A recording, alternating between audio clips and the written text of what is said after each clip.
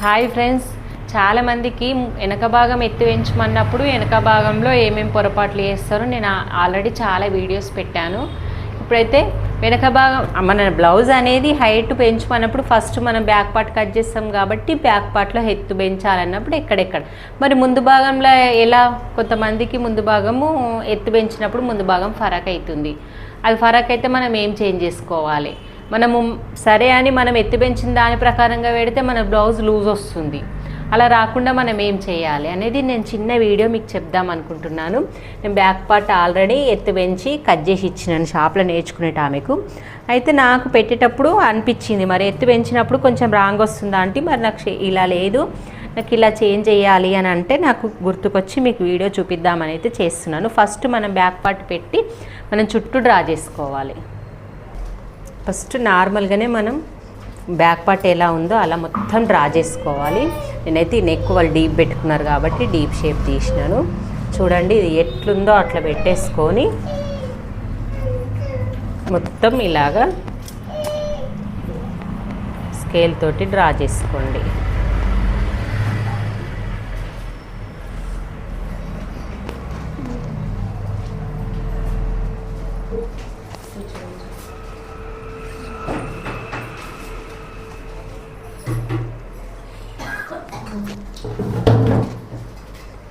First దీన్ని తీసి పక్కకు పెట్టేద్దాం. పక్కకు పెట్టినప్పుడు చాలామందికి ఇక్కడనే డౌట్ వస్తుంది, అన్నీ సమానంగా గీసుకోండి. ఇది తీసి పక్కకు వేయండి. ఇక్కడ మనం 1/2 ఇంచు మైనస్ చేద్దాం. ఇలా ఎంత నీట్గా చూడండి, ఇలా రావాలి మన కట్టింగ్ కరెక్ట్గా కనబడే విధంగా. ప్లస్ నెక్స్ట్ ముందు నెక్ పెట్టేద్దాం. ముందు నెక్ పెట్టేటప్పుడు మనం ఉక్స్ పట్టి పట్టుకోవాలి. ఉక్స్ పట్టి పట్టుకొని నెక్ దగ్గర నుంచి స్టార్ట్ చేసి ఇలా నెక్ను సరి చేసుకుంటూ నెక్ ఎక్కడి వరకు వస్తుందో అక్కడి వరకు ఇలా మార్క్ చేయాలి. నెక్స్ట్ పాయింట్ ఉక్స్ పట్టి నుంచి పొడవు పెట్టుకోవాలి. ఈ ఉక్స్ పట్టి వరకు పొడవు ఇంత వచ్చింది, మనం 1 ఇంచ్ పెట్టుకోవాలి. ప్లస్ మళ్ళీ ఇక్కడ నుంచి ఇక్కడ వరకు ఎంత ఉన్నది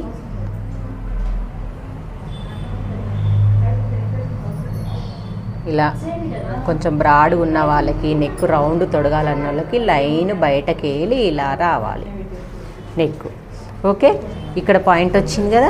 నెక్స్ట్ ఈ పాయింట్ ఉక్స్ పట్టి నుంచి పాయింట్ పట్టుకోవాలి. 4 ఇంచెస్ ఉంటుంది. ఇలా పెట్టిన తర్వాత మనం ఇవన్నీ పాయింట్లు అయిపోయినాయి. ఇప్పుడు మనం ప్రతి బ్లౌజ్లో ఎంత వేస్తాం? -2 ఇంచ్ వేస్తాం. -2 ఇంచ్ చేసేయండి ఫస్ట్.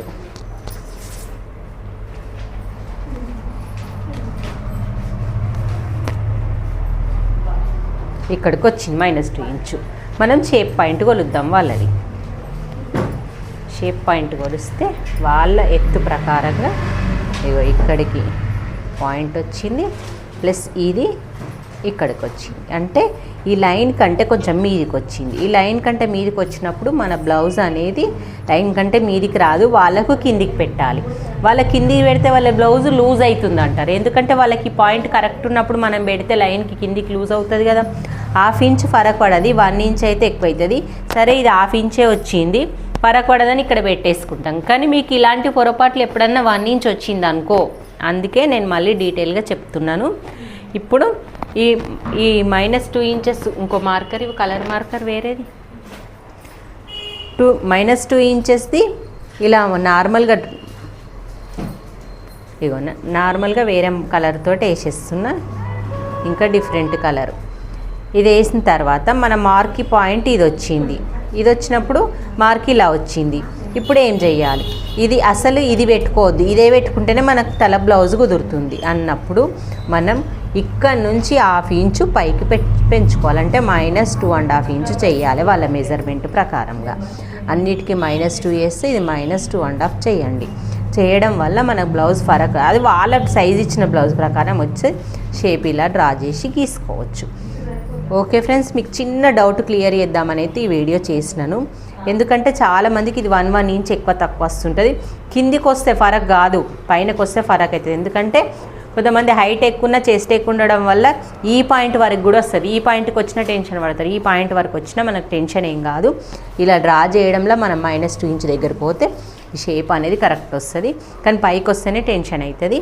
మనం ఈ కట్ చేసినంత మాత్రాన ఇలాగా కట్ చేసడం కాదు, 2.5 ఇంచ్ క్రాస్ పట్టి ఉన్నప్పుడు మనం దానికి 30 యాడ్ చేసుకొని క్రాస్ పట్టి కట్ చేసుకోవాలి. ఈ క్రాస్ పట్టి తప్పు చేసినాం అనుకో మళ్ళీ బ్లౌజు ఈ పక్కల కుట్లు వేసేటప్పుడు ఎక్కువ తక్కువ వస్తుంది. అంతే కదా. మొత్తం కిందికి వస్తే ఏం కాదు. ఇది -2 ఇంచ్ దగ్గరికి మనం స్కేల్ తోటి ఇలా కలిపేస్తాం కాబట్టి కిందికి వస్తే ఫరక్ పడది. నీకు ఇది కరెక్ట్ ఉంది అంటే ఇది ఓకే, ఇది నాకు కరెక్ట్ లేదు, ఇక్కడ షేప్ కరెక్ట్ లేదు, టైట్ పట్టుకుంటుంది అంటే ఇది కూడా ఇప్పుడు నేను కిందికి దించుతా.